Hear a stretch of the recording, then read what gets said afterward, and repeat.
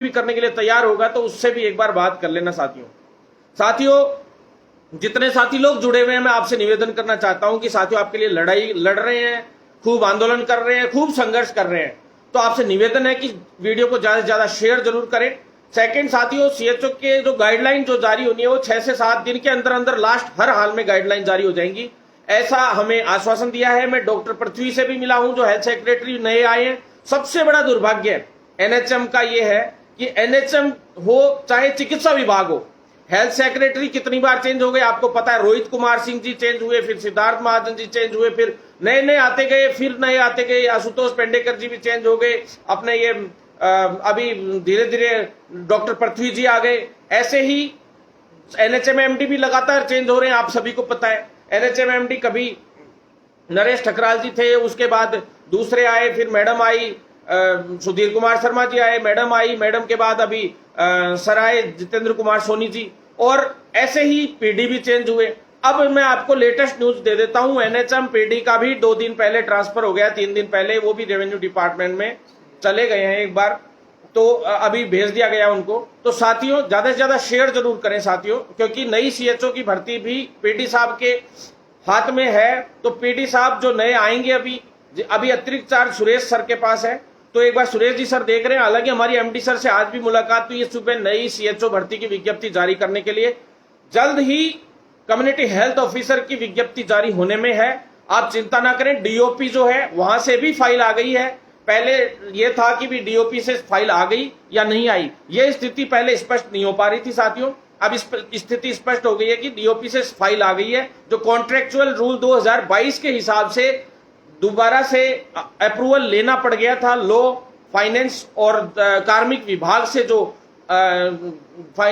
दोबारा अप्रूवल लेना पड़ गया था। उस अप्रूवल के बाद अब फाइल वापस लौट के आ गई है विभाग में, और बहुत जल्द अब सीएचओ की विज्ञप्ति जारी होने में है। आप चिंता ना करें, आपका भाई पूरी तरह से लगा हुआ है, हम फाइलों के पीछे लगे हुए हैं कि जल्द से जल्द उन फाइलों को आगे से आगे बढ़ाएं और आप लोगों के लिए रोजगार और एक नई खुशखबरी लेकर आए। खासकर चिकित्सा विभाग को मजबूत बनाएंगे तो आम जन के स्वास्थ्य को लाभ मिलेगा, लोगों की जिंदगियां बचेंगी और हमें भी दुआएं मिलेंगी। आप सभी साथियों के हाथों से अगर उनकी सेवाएं होगी तो ये मान लो कि हम भी सेवाई कर रहे हैं एक तरीके से। तो साथियों ज्यादा से ज्यादा साथी लोग शेयर जरूर करें। ये नई भर्तियों के लिए मैं बता रहा हूं, पीडी सर अभी नए आने हैं, 1-2 दिन में शायद आ जाएंगे, 2-3 दिन में नए पीडी सर आएंगे। तो जो पीडी है, परियोजना निदेशक होते हैं, उसी के जो साइन होते हैं विज्ञप्ति पे साथियों, आपने देखा होगा। हालांकि एनएचएम एमडी साहब के भी होते हैं और साथ में परियोजना निदेशक के भी होते हैं, विज्ञप्ति जारी होती तो साथियों एक बार उसकी वजह से थोड़ी सी पेंडेंसी है। 2-4 दिन के अंदर अंदर मेरे हिसाब से इस सप्ताह में, नहीं तो मतलब इस मंगलवार, अगले मंगलवार बुधवार तक कोशिश है कि हम जारी करवा लेंगे विज्ञप्ति। लेकिन आप लोग तैयारी में कसर नहीं छोड़ें, मैं आपसे निवेदन करना चाहता हूं। और 3531 भर्तियां होंगी, 1800 के करीब उसमें जुड़वाएंगे। पहले ही बताया था, चाहे आंदोलन करके जुड़वानी पड़े, चाहे कुछ भी करना पड़े, भागदौड़ करेंगे आप लोगों के लिए, चिंता ना करें साथियों। उसके बाद कम्युनिटी हेल्थ ऑफिसर के जो साथी है उनके लिए स्पोर्ट्स की जो सूची है, उसके लिए एक अच्छी सूचना यह है कि भाई पीटी साहब नहीं है हालांकि, लेकिन अच्छी सूचना यह है कि वो कह रहे हैं कि वेरीफाई करके भेज दिया गया है। अब वेरिफिकेशन सभी फेडरेशन का हो जाए, बस इसकी गनीमत मानना, कोई एक आध फेडरेशन फिर से रह नहीं जाए।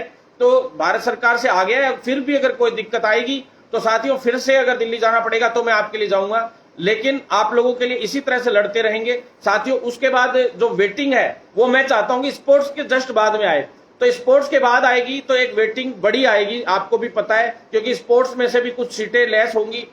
स्पोर्ट्स में यूं कह रहे हैं कि कुछ सीटें खाली जाएंगी, तो वो सीटें भी इसमें जुड़ जाएं। साथ में जो भी गिनी चुनी सीटें, जैसे एक्स सर्विसमैन कोटे की भी कोई गिनी चुनी सीटें बच गई थी, कुछ गिनी चुनी विडो कोटे की भी बची हुई है जो कोर्ट में रिजर्व थी, वो सारी मिला मिलू के वेटिंग निकलवाने की संभावना है। जो हमारा अंदाजा है उसके हिसाब से अगर बढ़ती है सीटें तो 400 के समथिंग हो सकती है। अगर अपन प्रयास करेंगे तो ये जल्द ही वेटिंग आएगी साथियों। इसके साथ ही जो एक गाइडलाइन वाला मैंने आपको बताई दिया साथियों, एब्सेंट वाले जो कुछ साथी थे जिनका ब्रिज कोर्स के दौरान जो एब्सेंट रह गए थे, 13 के लगभग साथी लोग हैं, उसमें से 2 तो एम्स ज्वाइन कर चुके, 11 लोगों को, आपको पता है कि 11 जो साथी लोग हैं उन 11 लोगों को फाइल चल गई और काम क्लियर हो गया उनका, उनकी फाइल क्लियर होकर आ गई है। बस 1-2 दिन में उनकी जो है पैसे शायद 4 से 5 हजार रुपए का कह रहे हैं कि भी फीस जमा करानी पड़ेगी, और उनका ब्रिज कोर्स इसी बैच के साथ, वेटिंग वाले बैच के साथ चालू कर दिया जाएगा। और वेटिंग के साथ वो बैच चालू होके और पूरा काम, ये मान लो कि उनको जल्द से जल्द ज्वाइनिंग मिलेगी। वेटिंग वाले साथियों का अगस्त में एग्जाम होने की पूरी संभावनाएं हैं, और बहुत जल्द मैं उनका एग्जाम करवाऊंगा जल्द से जल्द, और ऑब्जेक्टिव पैटर्न से ही करवाएंगे, आप टेंशन ना लें। अब आप समझ गए होंगे, जो प्राइवेट कॉलेजेस थे जिन्होंने लोगों के साथ इतना अन्याय किया, 25 से 30, 20 से 25 कॉलेजेस ऐसे थे, सोच लीजिए आप, मैं अगर उस वक्त ऑब्जेक्टिव नहीं करवाता तो शायद कितने बुरे हालात होते। अब आपको समझ में आ भी रहा होगा सारी चीजें साथियों। अब वो ऑब्जेक्टिव का देख लिया होगा आपने सारा सिस्टम, उसी की बदौलत अब आगे आने वाले वेटिंग बैच को भी फायदा मिलेगा, और आने वाले बैचेस को भी फायदा मिलेगा, जो भी आगे ब्रिज कोर्स होगा सीएचओ का, उनको भी फायदा मिलेगा साथियों।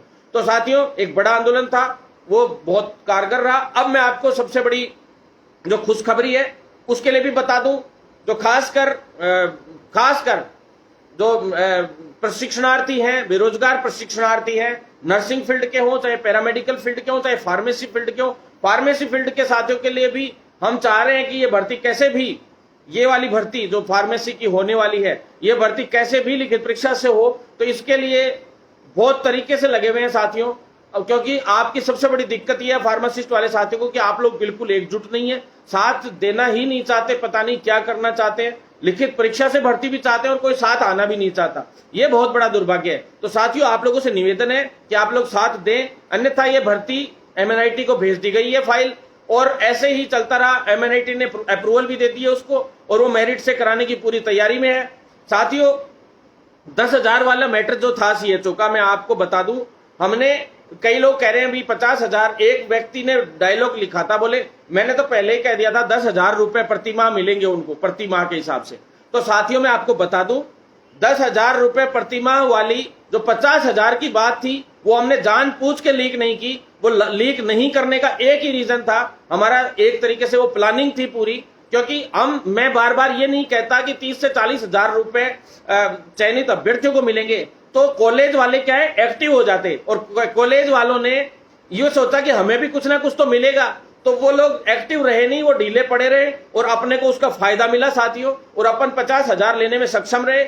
इन सभी साथी जो बच गए, इनके लिए कोर्ट में भी जा रहे हैं, और साथ ही इनके अधिकारों की लड़ाई के लिए 100% हम लड़ेंगे, और इनको इनका हक दिलवाएंगे। हालांकि आपको साइन नहीं करने चाहिए थे, चाहे जबरदस्ती करके करवाएं, किसी से कभी भी डरना नहीं चाहिए। आप डरोगे तो कैसे आगे चल के इस देश को आगे बढ़ाओगे साथियों। तो बिल्कुल भी डरने की जरूरत नहीं, इन चोरों से काहेगा डरना। अब जो नर्सिंग कॉलेजेस हैं जिन्होंने ये अन्याय करने की कोशिश की, इनकी सबकी डॉक्यूमेंट्स की जांच करवाऊंगा, पूरे के पूरे जो अधिकार, कौन कितने लोग इसमें कर्मचारी, कितने नहीं है, हर एक चीज की हम जांच करवाएंगे, क्योंकि ये इन पे भारी पड़ेगा। और साथियों, जो कोचिंग्स हैं फर्जी तरीके से चल रहे, चाहे कोई भी कोचिंग्स हो, गलत तरीके से किसी के साथ अन्याय करेंगे तो उन कोचिंग्स के खिलाफ भी हम कार्रवाई करेंगे साथियों।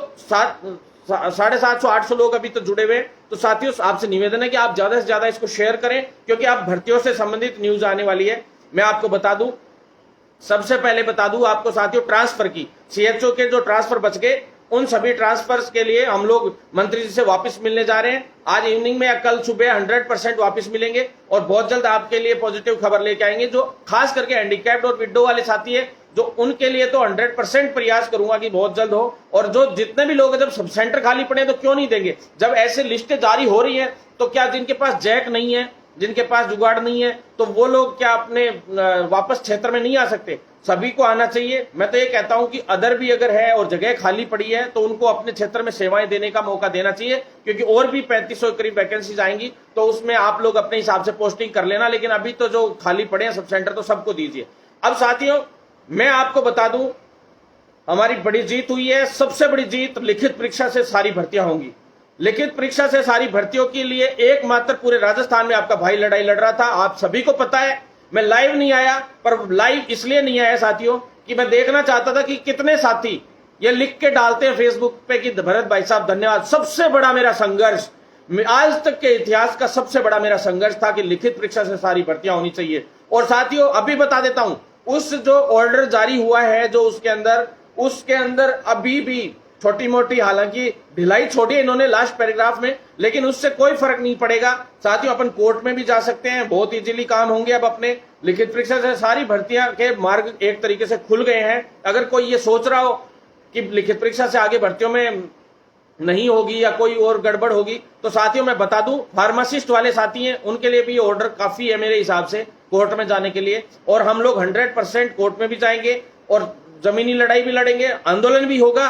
कोई भी तरीके से किसी भी भर्ती को मेरिट पे नहीं होने दिया जाएगा। उसका कारण मैं बता देता हूं साथियों, आपको पहले ही बता देता हूं क्यों होनी चाहिए लिखित परीक्षा, आपको मैं बताता हूं। इसलिए होनी चाहिए क्योंकि इन्होंने एक ढर्रा चला दिया 7-7 हजार रुपए का कि 7-7 हजार में संविदा पे ज्वाइन करो, 7-7 हजार में पहले अपना शोषण कराओ 4-5 साल, फिर आंदोलन करो कि आज करो, अर्जेंट करो, हमको परमानेंट करो। फिर परमानेंट के लिए इन लोगों के लिए मेरिट और जो बोनस का एक रूल बना दिया। वो मेरिट और बोनस का जो रूल है उसकी मैं पूरी गणित आपको समझाऊंगा कि जो आदमी संविदा पे लग गया उसको परमानेंट करने के हिसाब से इन्होंने ये रूल बनाए थे। लेकिन अगर कोई संविदा कर्मी ये सोच रहे हो वर्तमान में कि हमारा नंबर आ जाएगा, तो मैं उनसे भी कहना चाहता हूं, जैसे एनएचएम वाले साथी हैं जो लिखित परीक्षा से आए थे, साथियों आप लोगों में इतना टैलेंट तो है कि आप 50-40 नंबर तो ला सकते हो, और इतने नंबर लाने के बाद शायद आपको बोनस मिलेगा, तो आपको इसमें बहुत बड़ा लाभ मिल जाएगा साथियों, मेरा तो ये मानना है। बाकी आपको ये लग रहा हो कि संख्या कम है बोनस अंकधारियों की, तो मैं आपको बता दूं, आप खुद गिन लेना। आपको मैंने पूरे आंकड़े निकाल लिए, आरटीआई के तहत निकाल लिए, पूरी आरटीआई लगाई थी मैंने। आप जितने संविदा कर्मी साथी हैं पहले के भी हैं, प्लस साथियों नए एमआरएस के भी हैं, इसके बाद जो आपके एमआरएस के कुछ लोग बचे हुए कुछ जिलों में साथियों, उसके अलावा पीपीपी मोड वाले भी हैं। पीपीपी मोड पे तो और भी फर्जी लोगों को बोनस अंक का सर्टिफिकेट अभी बना के देंगे। अब साथियों उसके बाद आप आ जाइए, जो ये पैरामेडिकल भर्ती वाले भी सुन लें इसके अंदर, क्योंकि पैरामेडिकल भर्ती वाले ये सोच रहे हैं कि 800 भर्तियां हैं रेडियोग्राफर की, सहायक रेडियोग्राफर की, और 900 भर्तियां हैं लैब टेक्नीशियन की। तो मतलब इनको ऐसा लग रहा है कि 800-900 भर्तियां हैं तो इजीली नंबर आ जाएगा, एक ही बैच निकला होगा। आप लोगों को मैं बता दूं, बहुत बड़े स्तर पे जो गैंग है, ग्रुप है, पिछली बार जो कोविड में एक्टिव हुए थे उनसे भी खतरनाक कई ग्रुप अभी इस मार्केट में आ गए हैं।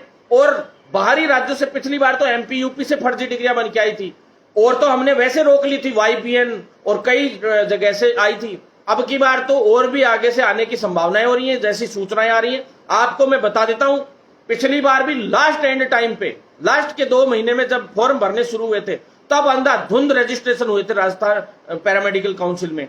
तो साथियों ऐसे फर्जी लोग आएंगे, पिछली बार कितने फॉर्म लगे थे आप खुद देख लो। अब की बार पैरामेडिकल के अंदर मैं आपको गारंटी दे रहा हूं 10,000 फॉर्म तो आरटी के लगेंगे और 10,000 ही एलटी के लगेंगे, आप देख लेना। और भर्तियां आपको बता देता हूं कितनी है, 800 भर्तियां हैं जैसे रेडियोग्राफर की, 800 के अंदर आप 200 भर्तियां तो ऐसी घटा दो, कोई स्पोर्ट्स की, कोई आप जैसे विडो कोटे की, कोई आप अदर्स एरिया कोटे की, इस तरीके से एक्स सर्विसमैन कोटे की, तो इस तरह की सीटें हो जाएंगी। बची 600 और 900 वाली में से बची 700, 650, 750, 700 टीएसपी, और उसमें डाइवर्ट हो जाएगी। सब तरीके से आप सोच लो, आप खुद सोचना, जो लोग 90% से ऊपर की डिग्रियां बाहर से ला रहे हैं और वहां की काउंसिल्स में रजिस्ट्रेशन हो चुके हैं, मैं आपको बता रहा हूं अभी हो चुके हैं, जैसे पहले हुए थे। पहले मैंने बता दिया था पिछली भर्ती में भी, रेडियोग्राफर वाली में और लैब टेक्नीशियन वाले में, एसओजी में मुकदमा मैंने दर्ज कराया था, जब जाके वो फर्जी बाहर हुए थे। आप खुद फेसबुक पे मेरी आईडी खोल के देख सकते हो। यही हालात फार्मासिस्ट भर्ती में होने वाले हैं, यही हालात नर्सिंग भर्ती में होने वाले हैं। और सबसे बड़ी, जैसे जामिया से और यहां से फर्जी मार्कशीटें आई थी, झारखंड की 12th की मार्कशीटें बन के आई थी, वो मार्कशीटें मैं आपको दिखा दूंगा। उसी तरह की मार्कशीटें अभी आएंगी मेरिट बेस पे। और जो संविदा पे मैंने बता ही दिया, पीपीपी मोड पे भी कई जो है लैब्स दे रखी हैं, रेडियोग्राफ इसकी एक्सरे की, इनकी जो जगह जगह पे पीपीपी मोड पे दे दी गई थी, वो लोग वहां से भी फर्जी पीपीपी मोड वाली जगह से भी फर्जी सर्टिफिकेट बन के आएंगे अनुभव प्रमाण पत्र के। सेमी गवर्नमेंट हॉस्पिटल है, उनको भी कोर्ट ने आदेश दे दिया था। 108 वाले साथी हैं, उनको भी बोनस अंक मिलेगा। अब आप खुद सोचिए, एमआरएस मेडिकल रिलीफ सोसाइटी वाले साथियों को भी बोनस अंक मिलेगा। इस तरह से कई सिस्टम हैं जहां पे बोनस अंक मिलेगा। 200 के करीब बोनस अंक पैरामेडिकल भर्तियों में, 200 दोनों भर्तियों एलटी और आरटी में 200 से ऊपर है। और साथियों ऊपर से उनका सारा सिस्टम तो बाहरी राज्यों का, और जो मेरिट है प्लस बोनस है, उसमें मेरिट का जो तरीका है वो आपको मैं अभी समझाऊंगा कभी पूरा का पूरा। जब समझ में आएगा तो खुद के होश उड़ जाएंगे कि हम क्या मांग कर रहे हैं।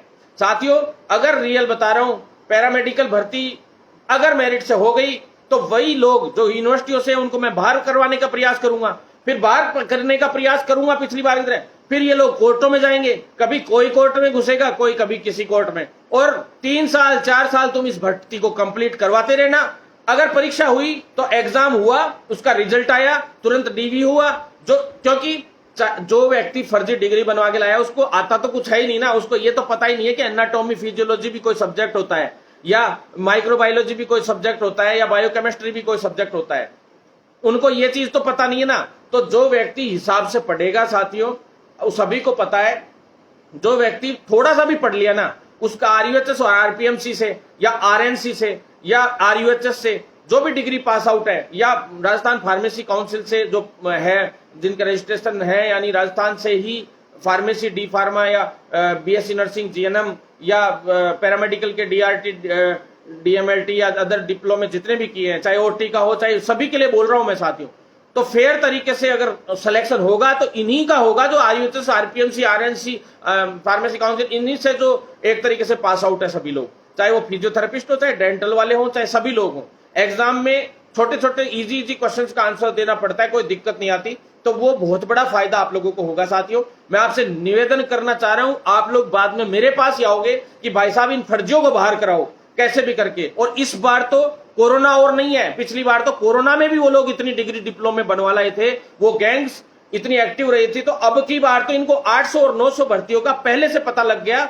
वो लोग सिर्फ वहां बाहर रजिस्ट्रेशन जगह जगह काउंसिल, जैसे एमपी पैरामेडिकल काउंसिल हो, चाहे नर्सिंग काउंसिल हो, चाहे अदर काउंसिल्स हो, सभी में रजिस्ट्रेशन कराए बैठे हैं। और जिस दिन मौका चढ़ेगा, जिस दिन फॉर्म निकले, विज्ञप्ति जारी होते ही यहाँ रजिस्ट्रेशन शुरू हो जाएंगे।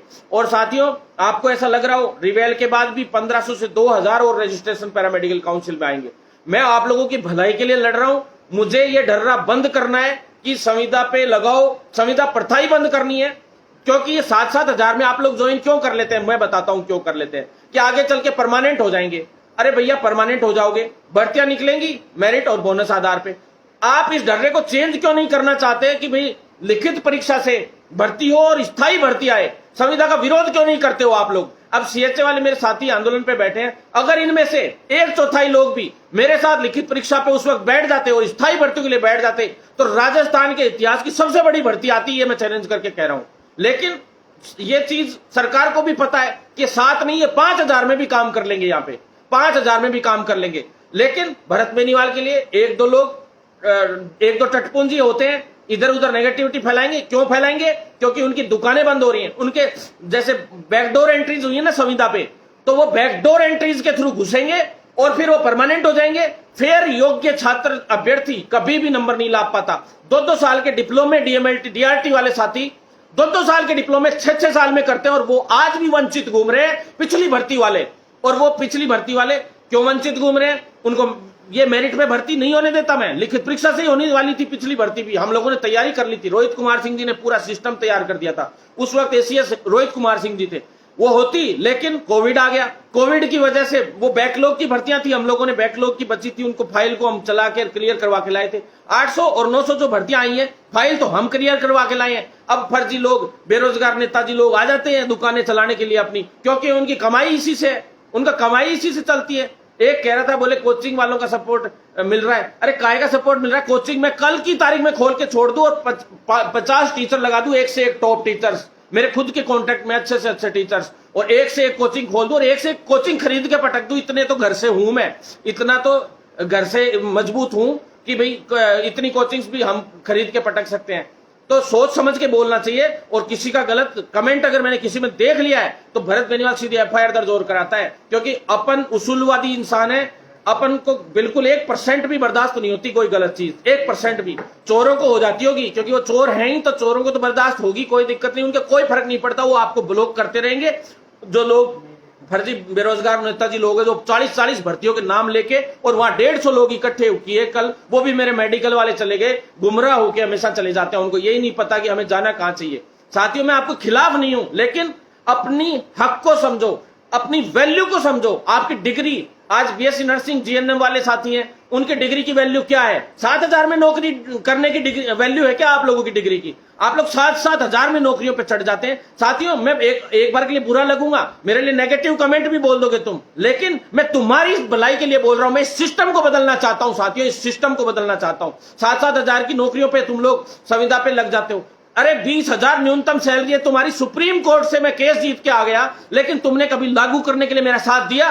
किसी ने साथ नहीं दिया। साथ देना पड़ेगा अब आप लोगों को। और मैं आंदोलन करने जा रहा हूं। मेरा आंदोलन अगर उस आंदोलन, वो मेरा आंदोलन नहीं है, वो आप लोगों का आंदोलन है। और इसके बाद कोई भरत बेनीवाल आप लोगों के लिए लड़ने के लिए नहीं आएगा। मैं आज कहना चाहता हूं आप लोगों से, कोई भरत बेनीवाल नहीं आएगा। और मैं कह रहा हूं, तुम लोग 5-5 हजार में शोषण करवाओगे और आने वाले वक्त में ये मेरिट और बोनस का ढर्रा चल गया ना, तो जीवन भर चलता रहेगा। और इसी तरह से तुम्हारे साथ अन्याय होता रहेगा। 5-5 साल तुम 7-7 हजार में ऐसी तैसी करवाना, फिर प्रोबेशन पीरियड के 2 साल में बेसिक पेमेंट ले लेके ऐसी तैसी करवाना। इतने में तुम्हारे बच्चे बड़े बड़े हो जाएंगे, कहेंगे पापा जी पेंसिल ला दो, ये ला दो, वो ला दो। फिर क्या करोगे? तुम्हारी जिंदगी बची कोई? तुम अपनी डिग्री की वैल्यू नहीं समझ पा रहे हो। तुम ऐसे सैनिक हो जिसने कोरोना के वक्त पूरे देश को, पूरे विश्व को बचाया है, लेकिन तुम लोग इन चीजों से बिल्कुल दूर हो। साथियों, आपसे निवेदन करना चाहता हूं, साइलेंटली इतना अच्छे से काम कर रहा था, इतना बढ़िया तरीके से 10,000 वाला मैटर निपटा लिया।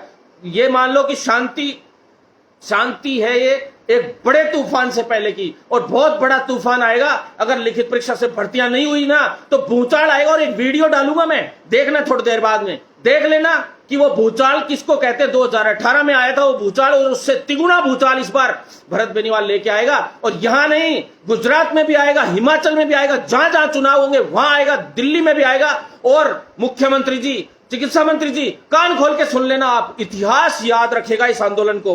भरत बेनीवाल ने तो आज तक ये नहीं कहा होगा कि इतिहास का सबसे बड़ा आंदोलन होगा, लेकिन आज कह रहा हूं कि इतिहास का सबसे बड़ा आंदोलन होगा अगर सारी भर्तियां लिखित परीक्षा से नहीं हुई तो। क्योंकि मैं मेरे छोटे बहन भाइयों का भविष्य जानता हूं, उनके साथ कितना अन्याय होता है वो मैं जानता हूं। 7-7 हजार लायक नहीं है मेरे छोटे भाई। इनको बाद में आप मेरिट पे फिर परमानेंट करने के तरीके से और कुछ बैकडोर एंट्रीज इसी तरीके से आप लोग कर दोगे, बिल्कुल नहीं होने दिया जाएगा।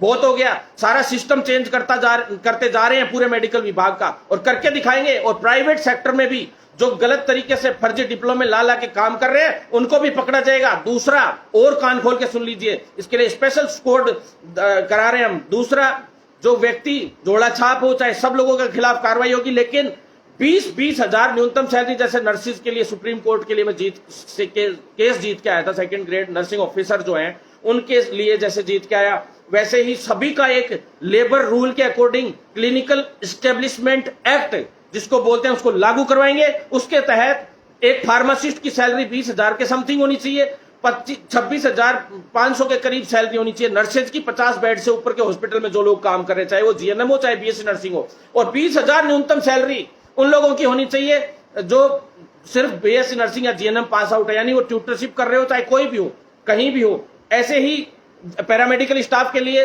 17 से 18 हजार होनी चाहिए। वो तय हम लोगों ने करवाई थी, क्लिनिकल एस्टेब्लिशमेंट एक्ट के तहत करवाई थी, और वो एक्ट में जल्द से जल्द लागू करवाऊंगा। अगर साथ दोगे तो प्राइवेट सेक्टर में भी तुम्हारे लिए रोजगार की कमी नहीं रहेगी। लेकिन प्राइवेट सेक्टर में भी तुम लोगों को मजा आता है 8-8, 10-10 हजार में काम करने में। दम है तो इस स्ट्राइक में मेरा साथ देना साथियों। एक एक करके चीज सुधारता जा रहा हूं। पूरी मेडिकल फील्ड में, चिकित्सा विभाग में पहली बार इतिहास में लिखित परीक्षा से सारी भर्तियां होंगी, ऐसा ऑर्डर जारी हुआ है। और ये हमारे लिए बहुत बड़ी खुशी का मौका था, लेकिन इसमें भी आप लोगों ने कमेंटबाजी शुरू कर दी। क्या दिल से पूछना, संविदा वाले साथी जो परीक्षा देकर आए 2016 वाले, एनएचएम वाले साथी, उनके दिल से पूछना, आप दिल से खुद बताना कि लिखित परीक्षा से भर्तियां होनी चाहिए कि नहीं होनी चाहिए। तुम दिल से बताना। अभी तुम अपना स्वार्थ देख रहे होगे, लेकिन सच्चे दिल से पूछना। और तुम तो लिखित परीक्षा से आए हो सेलेक्ट होके, तो मुझे तो विश्वास है कि आप लोग 50%, 100% लेके आ जाओगे, और उसमें बोनस अंक भी मिल जाएगा, आप लोग सब परमानेंट होगे। लेकिन क्या आप चाहते हो कि फर्जी लोग घुस जाए? आपको पता है पिछली भर्तियों में भी इस तरीके से बहुत सारे लोग फर्जीवाड़े से घुस गए, लेकिन हम लोगों ने क्या किया? सब बैठे बैठे तमाशा देखते रहे। इसीलिए हमारा देश गुलाम हुआ, क्योंकि हमारे देश के लोग, कुछ ऐसे लोग थे जो लड़ रहे थे, लेकिन कुछ ऐसे लोग भी थे जो तमाशा देख रहे थे बैठ के। वो तमाशा देखना बंद कर दो। अगर लड़ाई नहीं लड़ी जा सकती तो लिखो, फेसबुक पे लिखो, अगेंस्ट में लिखो, लेकिन आंदोलन को चलाओ और मजबूती से लड़ो। साथियों, मैं आपसे निवेदन करना चाहता हूं, पैरामेडिकल की भर्ती की भी विज्ञप्ति जल्दी आ रही है। एक बार के लिए बीच में उसमें मेरिट वाला व्यवधान पैदा हुआ था, लेकिन अभी वापस डाइवर्ट होकर सारा मामला क्लियर हुआ है। मेरिट वाला तो लोगों को पता ही नहीं है अभी तक कि होना भी था कि नहीं, अभी ऐसा कोई निर्णय नहीं हुआ है, लेकिन जल्द ही भर्तियां आएंगी, विज्ञप्ति आएंगी। कुछ लोग सोच रहे हैं कि विज्ञप्ति बहुत आगे निकल जाएगी, ये हो जाएगा, वो हो जाएगा।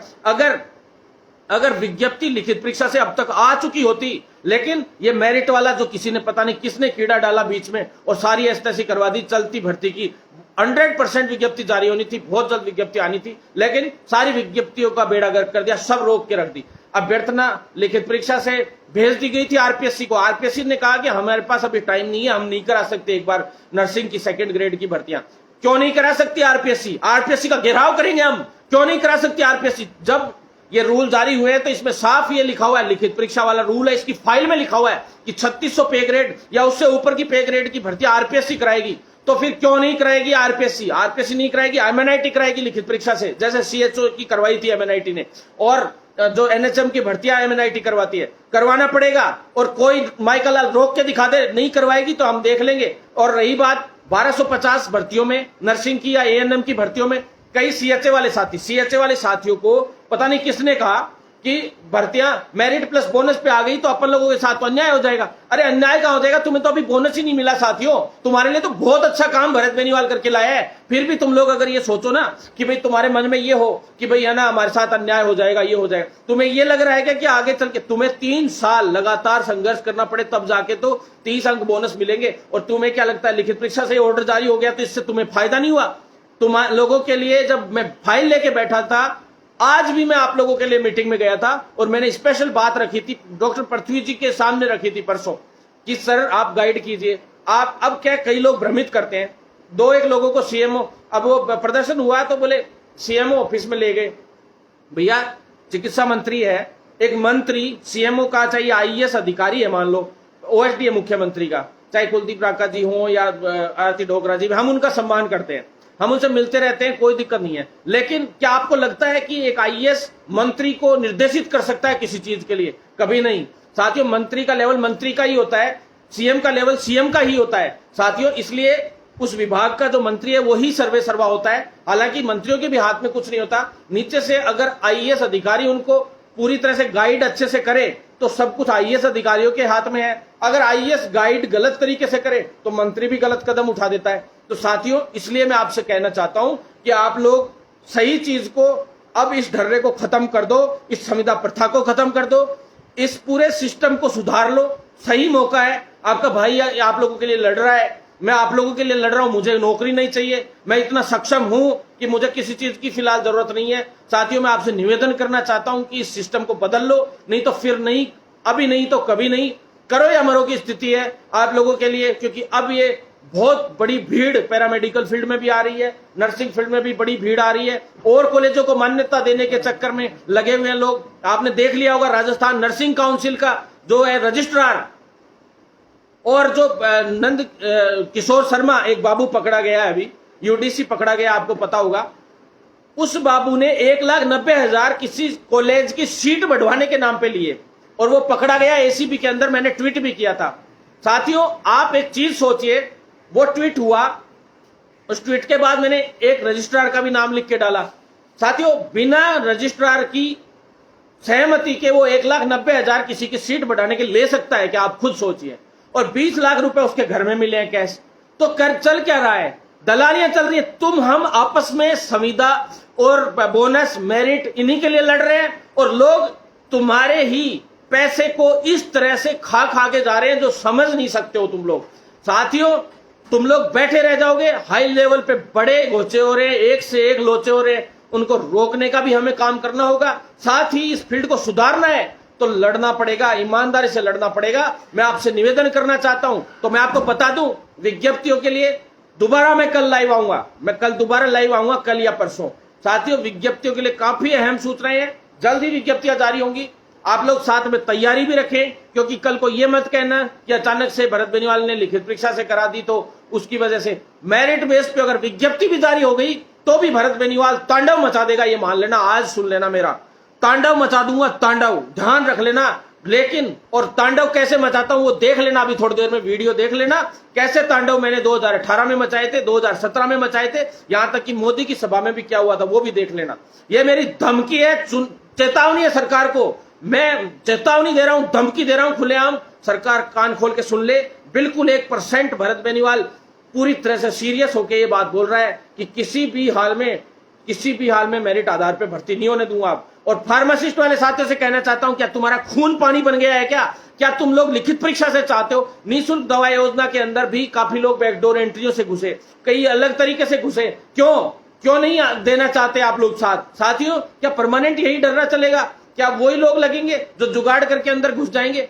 आपको पता है एमआरएस हो, चाहे मेडिकल रिलीफ सोसाइटी हो, चाहे प्लेसमेंट एजेंसियां हो, चाहे ठेके पे चल रहा हो, चाहे पीपीपी मोड पे, सब में एक फोन में कर्मचारी लग जाते हैं किसी के भी। तो सोचो आप वो लोग फिर आगे चल के परमानेंट हो जाते हैं। यार मैं उनके खिलाफ नहीं हूं, उनको डायरेक्ट परमानेंट करें ना, सरकार के पास इतनी भर्तियां हैं तो करो आप डायरेक्ट परमानेंट, लेकिन भर्तियां लिखित परीक्षा से और जो ये ढर्रा चल रहा है संविदा का गलत तरीके का, ये बंद होना चाहिए, अन्यथा सरकार को बहुत भारी पड़ेगा। साथ ही साथियों अब मैं आपको बता दूं जो अदर वैकेंसीज हैं जिसमें पैरामेडिकल की जो भर्तियां हैं वो बता दी मैंने, 1250 पद है नर्सिंग के, उनके लिए बता रहा हूं कि साथियों उनमें अब पद बढ़वाऊंगा मैं। लिखित परीक्षा का आदेश जारी हो गया है लगभग। अभी भी अगर कोई घालामेली विभाग करने की कोशिश करता है और इन भर्तियों को मेरिट पर कराने का प्रयास करता है तो विभाग को मैं खुली चुनौती देता हूं, तुम करवा के बता देना इसको, भर्ती को रोक।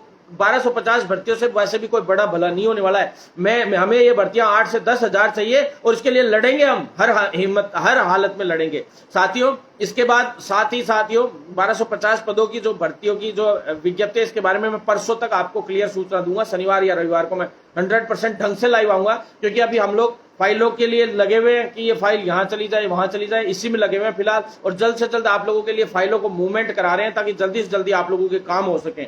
एक एक काम धीरे धीरे हो रहा है साथियों। मैं सिर्फ लिखित परीक्षा 10,000 का मैटर, गाइडलाइन सीएचओ की जो मैटर थे इनके लिए, 10 लिखित परीक्षा वाले मैटर के लिए नई विज्ञप्तियां सारी जारी करवाने के लिए, आप देखिए पिछले सप्ताह में हमने हॉस्पिटल केयर टेकर की मैंने जबान दे रखी थी, वो विज्ञप्ति जारी हो ही गई। मैंने जो बोला वो आज तक नहीं हुआ हो तो बता दो। सारी हॉस्पिटल केयर टेकर की पहली बार इतनी बड़ी वैकेंसी तो आई, कम से कम 56 वैकेंसियां बहुत बड़ी चीज होती है साथियों। इसके लिए हॉस्पिटल केयर टेकर के लिए बहुत बढ़िया पद है साथियों। ऑक्यूपेशनल थेरेपिस्ट के पद आए 24, साथ ही फिजियोथेरेपी के भी आ रहे हैं, साथ ही जो नेत्र सहायक के पद है वो 73 ही थे। हालांकि उसमें फाइल भी हमने चलवा दी, 180 के करीब पदों की और फाइल चलवाई है। और लगभग मेरा मन था कि मैं 250 पद तो करवाऊं ही, क्योंकि ओटी के भी लगभग जब 250 करवा रहे हैं, 110 की तो फाइल क्लियर हो चुकी है। ओटी टेक्नीशियन की 110 पदों की तो 100% फाइल क्लियर हो गई है। बहुत जल्द विज्ञप्ति जारी होने की संभावना है। ब्लड बैंक टेक्नीशियन का भी कैडर तैयार हो गया, सभी का कैडर तैयार हो गया है। बहुत जल्द आपको खुशखबरी मिलेगी कैडर वाली। और कैडर के साथ साथ आप लोगों के लिए नई वैकेंसी आ रही है साथियों। मैं ये चाहता हूं कि भी कैथ लैब का भी साथ ही हो जाए, तो कैथ लैब की भी फाइल मूवमेंट में हम ले आए हैं और बहुत स्पीडली आगे बढ़ाया फाइल को। और हम चाह रहे हैं कि बीबीटी और इसके साथ ही कैथ लैब वाला भी कैडर बन के और जल्द से जल्द एक वैकेंसी आ जाए साथियों।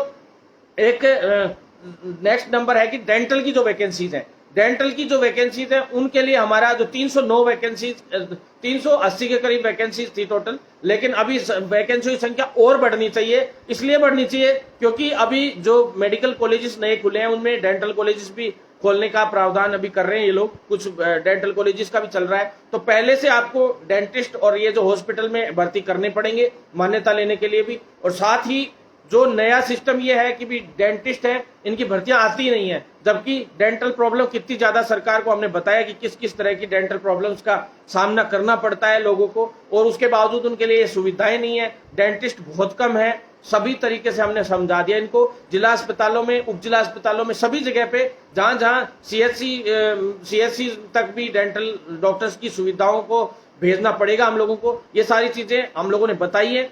इसलिए मैं आप लोगों से निवेदन करना चाहता हूं कि भाई आप लोग साथ बनाए रखेंगे तो बहुत जल्द हम लोग एकजुटता दिखाएंगे। उतना ही लगेगा कि हाँ एकजुट है सारे के सारे, अपने आप ऑटोमेटिक सारे काम होंगे। जैसे सीएचओ एकजुट है तो आज उनका सारे काम हो रहे हैं सभी साथियों के, और उनको मैं अलग होने भी नहीं दूंगा कभी। साथियों आपको मैं बताना चाहता हूं कि इसी तरीके से अगर अपन लड़ते रहे तो बहुत आगे जाएंगे।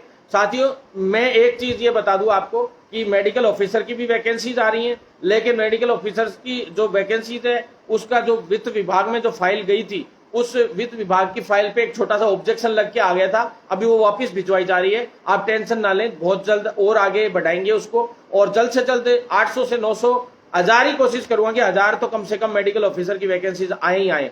तो साथियों, आप लोग चिंतित ना हो।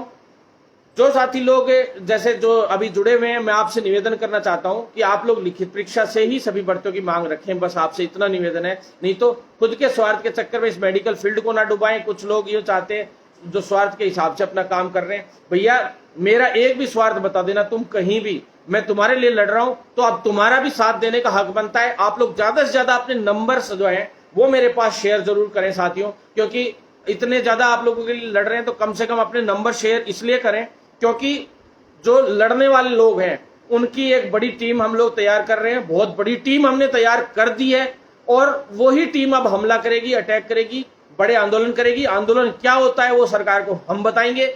आंदोलन अब तक हुए हैं, जो आपने देखे हैं कि क्या आंदोलन हुए हैं। सीएचए वाले जो साथी हैं, जो काफी समय से आंदोलन पे बैठे हैं, वो परेशान है, क्योंकि उसमें सभी लोग, क्योंकि मैं नहीं कहता, कुछ गिने चुने 1-2 नेता लोग हैं, जिन नेता लोगों को ये लगता है कि भरत बेनीवाल आ गया यहाँ पे तो आंदोलन ही हायर हो जाएगा, तो मेरी नेगेटिविटी वहां फैलानी शुरू कर दी। उनको ये लगा कि कैसे भी करके यहाँ पे इसकी नेगेटिविटी, अरे मेरी नेगेटिविटी फैलाने से क्या होगा, तुम्हारे अधिकारियों के लिए कुछ तो बोल ही रहा हूँ, कुछ तो लड़ ही रहा हूँ, होगा शायद इंटरनली।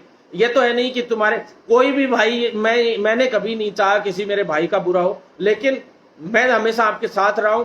जो नेगेटिविटी जो फैलाने की कोशिश करता है, उनको ये लगता है कि सीएचए के आंदोलन में अगर भरत बेनीवाल आ गया, इसको नेगेटिव ही रखो सबके बीच में, अगर ये आ गया तो शायद ये आंदोलन पूरा हायर हो जाएगा। भैया, मेरे को कोई हायर नहीं करना आंदोलन, मैं तो इतना चाहता हूं कि आप लोगों का भला हो जाए। कम से कम बोनस तो आप लोगों को, कुछ भी मुझे पता है अब तक कुछ नहीं मिला, और कोई फाइल आप लोगों की अब तक नहीं चली है।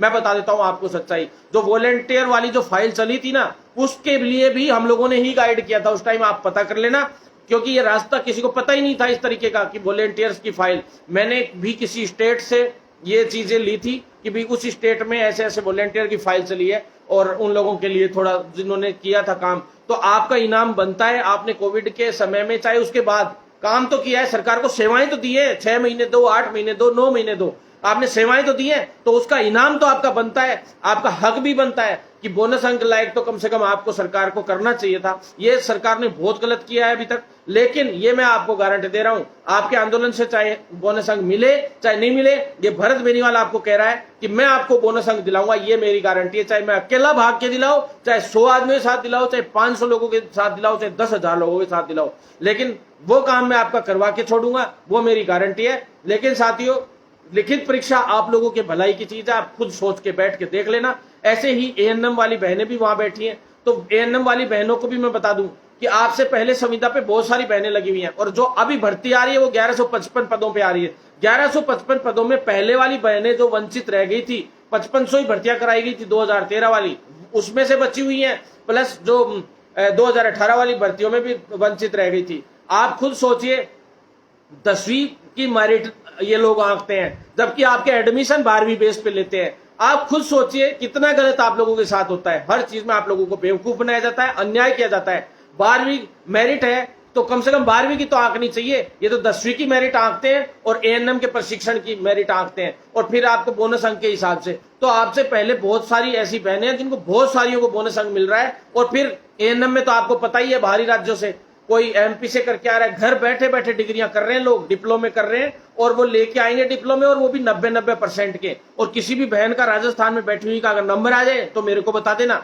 ये हालत ये है, आप लोग साथ दे दोगे तो शायद सब कुछ बदल जाएगा, और साथ नहीं दोगे तो आगे चल के तुम्हें भरत बेनीवाल भी कोई नहीं मिलने वाला। मैं तो इतना कह रहा हूं, मैं तो आपके लिए इस प्रोफेशन को बदलना चाहता हूं, ना इसमें मेरा फायदा है ना किसी और का, हमारे आने वाले भविष्य का फायदा है। हमारे भविष्य में जो छुपा हुआ है गर्भ में, वो आपको दिख रहा है कि सिर्फ बर्बादी के अलावा कुछ नहीं देखा अभी तक प्रोफेशन ने।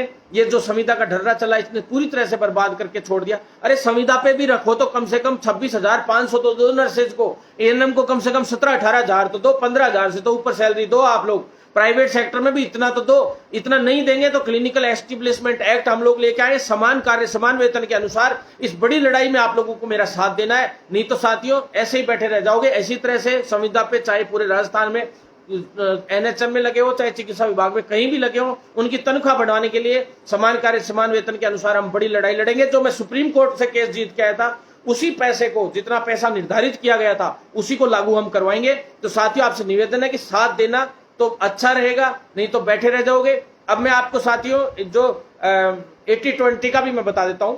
80-20 एम्स 80-20 का जो कोर्ट में केस चल रहा था, उसमें भी काफी ढिलाई चल रही है। तो उसके लिए हम केंद्रीय मंत्री मनसुख मांडविया जी से भी हम मिलेंगे बहुत जल्द। अभी हम अपॉइंटमेंट ले रहे हैं और मेरे कुछ साथियों को भी मिलाने लेके जाऊंगा और उसमें भी जल्द से जल्द हम समाधान कराएंगे। आपसे निवेदन है कि साथ बनाए रखें। ट्विटर पे भी वापस से अभियान चलाना शुरू करेंगे। 80-20 का आंदोलन बड़े स्तर पे अब हम शुरू करेंगे। और जो कम्युनिटी हेल्थ ऑफिसर वाले साथी हैं, उनसे भी मैं एक बात कहना चाहता हूं कि आप लोग भी इन सबका साथ दीजिए, क्योंकि आप लोगों की तो चलो नौकरी लग गई, लेकिन इसके इन सभी साथियों ज्यादा से ज्यादा आप लोग शेयर करेंगे इस वीडियो को, तो शायद सबका भला हो पाएगा।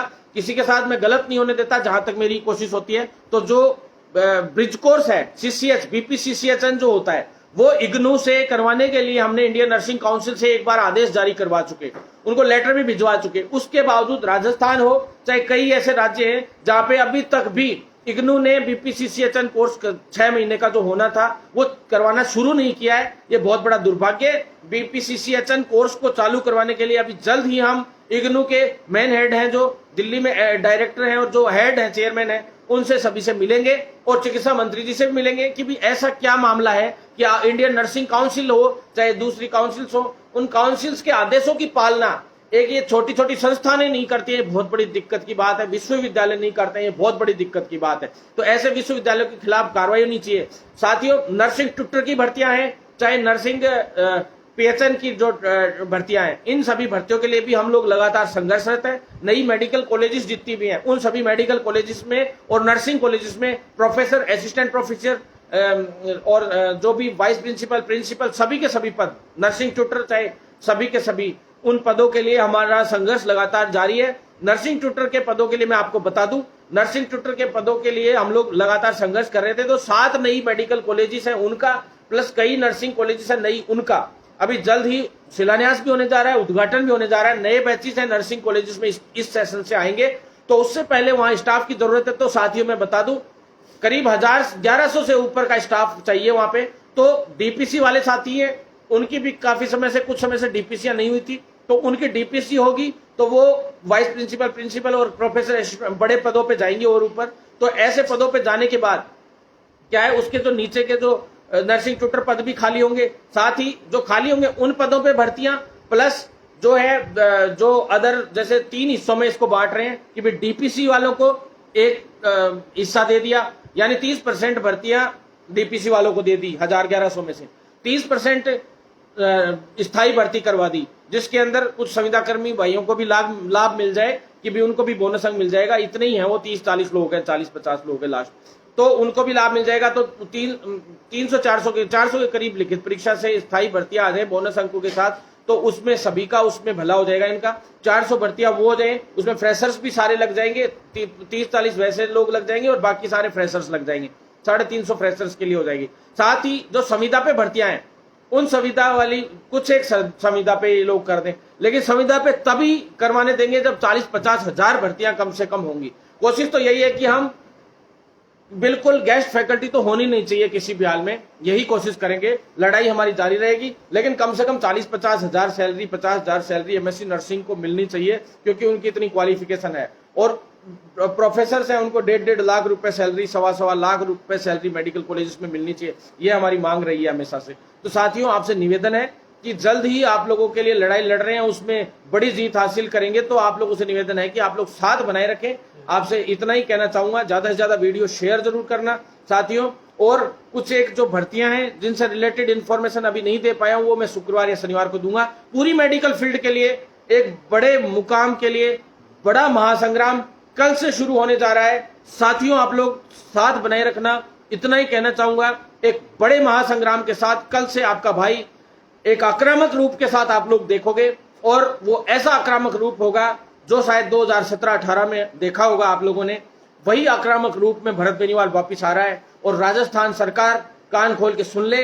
सारी मांगे, हालांकि काफी मांगे हमारी पूरी करी है, उसके लिए धन्यवाद, लेकिन और जो मांगे हैं उनको भी तुरंत प्रभाव से आप समाधान करिए, क्योंकि मैंने 12 महीने की कसम खाई थी, मेरे पास 4.5 महीने और बचे हुए हैं। पूरा प्रोफेशन बदलने की, तो उस 4.5 महीने के अंदर अंदर मैं इस पूरे प्रोफेशन को बदल के छोड़ूंगा। ये मैंने जिम्मेदारी ली है और इस जिम्मे के साथ लड़ाई लड़ूंगा। साथियों, आप लोगों को जिसको साथ देना हो अपना नंबर 93,093,93,793 पे मैसेज जरूर करें, जिससे हम लोग इस फील्ड को बदल पाए और आप लोगों के लिए नई भर्तियां आ पाए। साथियों, व्हाट्सएप करें ज्यादा से ज्यादा इस पे, और अपनी समस्या को भी आप अपना बता सकते हैं, कोई भी समस्या आए तो। आरपीएमसी का मैं बता दूं, सबसे ज्यादा पैरामेडिकल काउंसिल में एग्जाम्स का, राजस्थान नर्सिंग काउंसिल में एग्जाम्स की दिक्कत आती है। तो आगे आज हमने एक स्पेशल मांग रखी है डॉक्टर पृथ्वीराज जी के सामने, जो हेल्थ सेक्रेटरी है उनके सामने स्पेशल मांग रखी है कि भाई आरपीएमसी और आरयूएचएस के आरएनसी के जो बच्चे हैं जो वहां पढ़ाई कर रहे हैं, चाहे वो जीएनएम हो चाहे पैरामेडिकल का डिप्लोमा कर रहे हो, कोई सा भी,